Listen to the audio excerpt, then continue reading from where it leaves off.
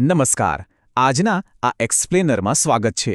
આજે આપણે સૌર ઊર્જા વિશે એવી એક વાત કરવાના છીએ જે સાંભળીને કદાચ આશ્ચર્ય થશે. આપણે સામાન્ય રીતે શું માનીએ? સૂર્ય જેટલો ગરમ એટલી જ વધારે વીજળી, ખરું ને?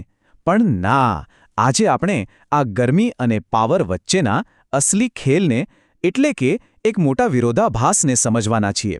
તો ચાલો કોઈ પણ વિલંબ વિના ફટાફટ શરૂ કરીએ. તો ચાલો સૌથી પહેલાં આ એકદમ બેઝિક સવાલથી શરૂઆત કરીએ. શું ખરેખર વધુ ગરમી એટલે વધુ સૌર ઊર્જા? ઉનાળાનો આકરો તડકો હોય એટલે સોલર પેનલ તો ધૂમ પાવર આપતી હશે, એવું જ લાગે ને? આ એક એવો સવાલ છે જે આપણી સામાન્ય સમજને સીધો પડકારે છે. ઉપરછલ્લી રીતે જે સાચું લાગે છે, અસલિયતમાં વિજ્ઞાનના તથ્યો તેનાથી સાવ અલગ છે. હવે હવામાં વાતો કરવા કરતાં સીધા જ ઓરિજિનલ ડેટા પર આવીએ. ભારત હેવી ઇલેક્ટ્રિકલ્સ એટલે કે BHPL અને PVSysTના આ અધિકૃત દસ્તાવેજ પર નજર કરીએ. આ કોઈ સામાન્ય રિપોર્ટ નથી, પણ પાવર જનરેશનનું સચોટ ચિત્ર રજૂ કરતો ડેટા છે. આ રિપોર્ટ ગરમી અને સોલર પેનલના પરફોર્મન્સ વિશેના આપણા બધા જ ભ્રમ એક ઝાટકે દૂર કરી દેશે. પડદા પાછળ ખરેખર શું ચાલી રહ્યું છે તે આ ડોક્યુમેન્ટ આપણને સ્પષ્ટ બતાવે છે. અને આ રિપોર્ટનો સૌથી મોટો અને મૂળભૂત વૈજ્ઞાનિક સિદ્ધાંત શું છે? બસ આ એક જ લાઇન: જેમ તાપમાન વધે છે તેમ કાર્યક્ષમતા ઘટે છે. જી હા, આ એક યુનિવર્સલ સત્ય છે.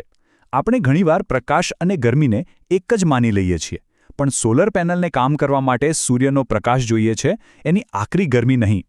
પેનલ ગરમ થવી એ ખરેખર તો ફાયદો નહીં, પણ સીધું નુકસાન છે.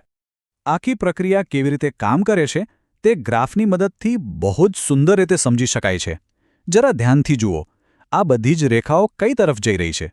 બિલકુલ નીચેની તરફ.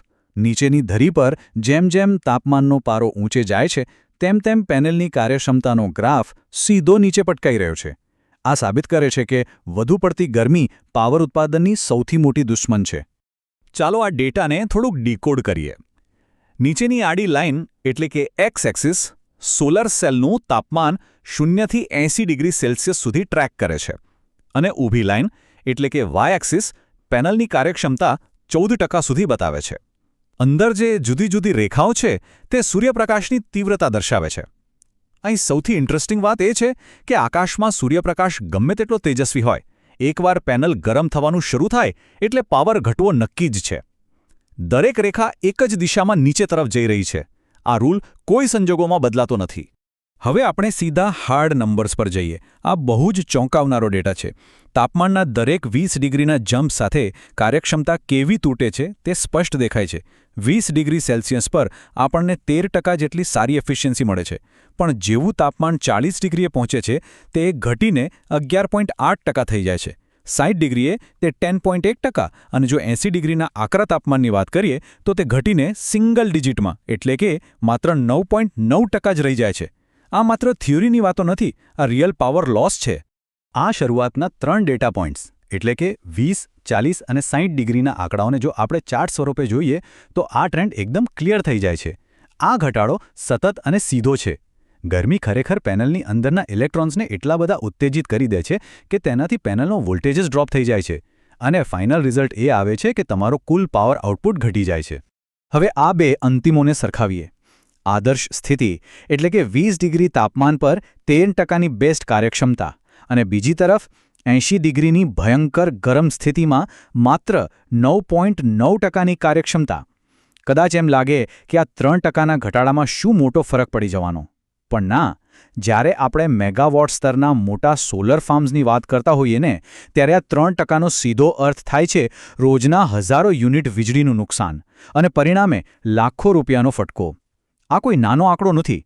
અને આ 10.8%ના આંકડાને તો આપણે ખાસ ધ્યાનમાં રાખવાની જરૂર છે, કારણ કે મૂળ રિપોર્ટમાં પણ આને ખાસ હાઇલાઇટ કરવામાં આવ્યો છે. 60 ડિગ્રી સેલ્સિયસ તાપમાને પેનલ આ લેવલે કામ કરે છે. હવે આપણા ભારતના ઉનાળાનો વિચાર કરો. મે મહિનાના બળબળતા બપોરે છત પર લાગેલી પેનલનું તાપમાન 60 ડિગ્રી સુધી પહોંચી જવું એકદમ સામાન્ય વાત છે. આવા સમયે પાવર જનરેટ કરવા માટે સોલર સિસ્ટમ ખરેખર કેટલો સંઘર્ષ કરે છે એ આ આંકડો આપણને સ્પષ્ટ સમજાવે છે. તો આજના આ એક્સપ્લેનરનો મુખ્ય સારાંશ એ જ છે કે ગરમી એ સૌર કાર્યક્ષમતાની સૌથી મોટી દુશ્મન છે. હવે આ જાણ્યા પછી આપણા મનમાં સ્વાભાવિક રીતે એક સવાલ ઊભો થાય. ભવિષ્યમાં આનો ઉકેલ શું હશે? શું નવી પેનલ્સની અંદર કોઈ ઇનબિલ્ટ કુલિંગ સિસ્ટમ આવશે? કે પછી એવા કોઈ નવા મટીરિયલ શોધાશે જેના પર ગરમીની કોઈ અસર જ ના થાય? ખરેખર આ એક એવો વિચાર છે જે સૌર ઊર્જાના ભવિષ્યને બિલકુલ બદલી શકે છે. આ વિચાર સાથે જ આપણે આજની આ વાત પૂરી કરીએ છીએ. આ રસપ્રદ એક્સપ્લેનરમાં જોડાવા બદલ ખૂબ ખૂબ આભાર.